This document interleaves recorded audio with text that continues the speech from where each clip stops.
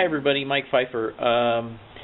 Today I'm going to do something a little different. I normally deal with model trains, but I'm going to show you how to change the output shaft seal in a 2006 Suzuki Grand Vitara. Let me show you the correct seal number. I had a heck of a time tracking one of these down, and I'll give you some information about it.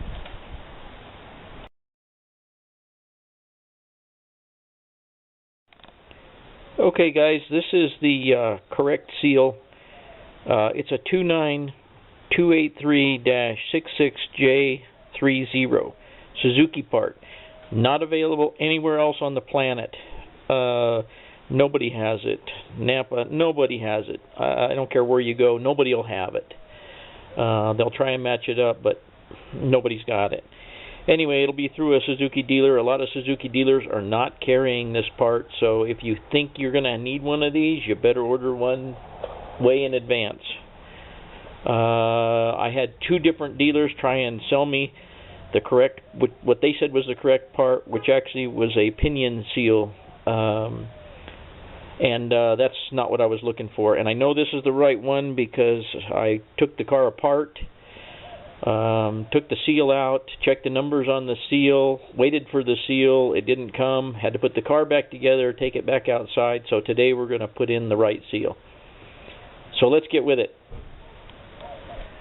Okay everybody, this is the tools that I use. My trusty air wrench.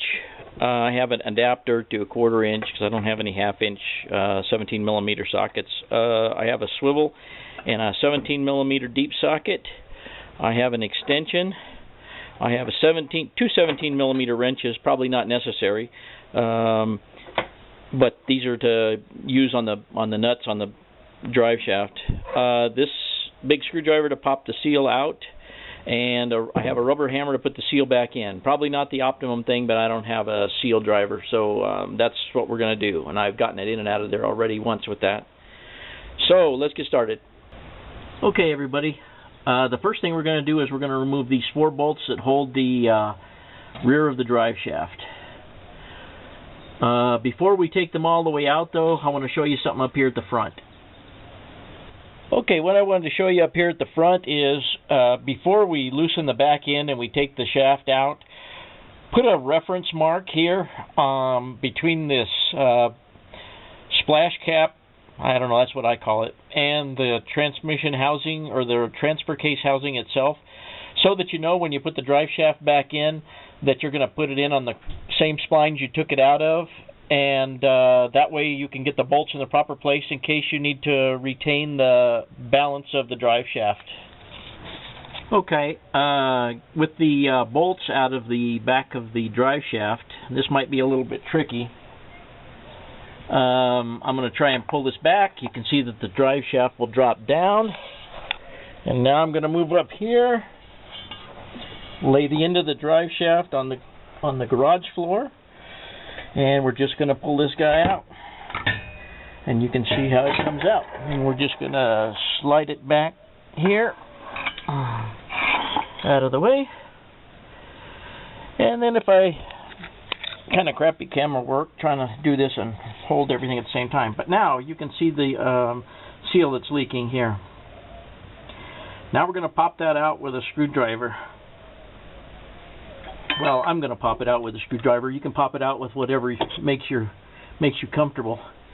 Like I say, I've had it out before, so it pops out real easy. Don't pop this out until you're sure you got the right part. Now you can see that we have a little bit of dripping out of the back of the transfer case here. Now it's just a matter of cleaning that surface with a paper towel and putting the new seal in.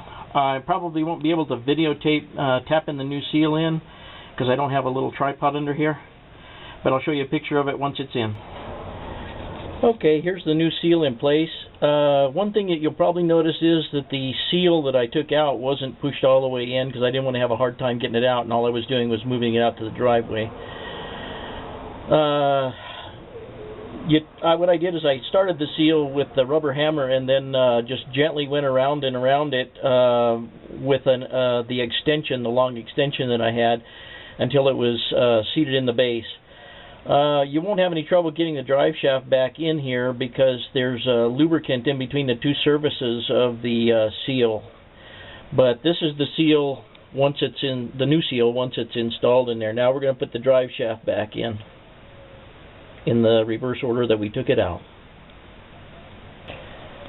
Okay, you'll notice that I've got it stuck back in, and our reference mark is lined up. If I go back here, you can see for right now I just have one bolt installed. That's because I need to get out from under here, because these bolts had, well, there's not evident on this one, but these bolts had some blue thread locker on them. I'm going to put a little bit of thread lock on them and tighten them up. In all honesty, I don't know what the recommended torque should be on these, but I'm going to leave it to somebody to chime in and tell me what it should be. I'm going to tighten it up to my own judgment. It's probably not a wise thing for you to do, but I'm sure someone will tell us here. Okay, guys, everything's back in. Now I'm just going to change the gear lube in the transfer case. But I know that's been covered in other videos, so I'll leave that alone. But anyway, that's pretty much it for under here. Okay, guys, that's it. I hope that it helps somebody out. I didn't really know what to expect when I started, so I hope that somebody can get some use out of this. I know that that seal leaking is a chronic problem, also the front one. I'll have to tackle that whenever that comes about. I hope you enjoyed the video. Take care.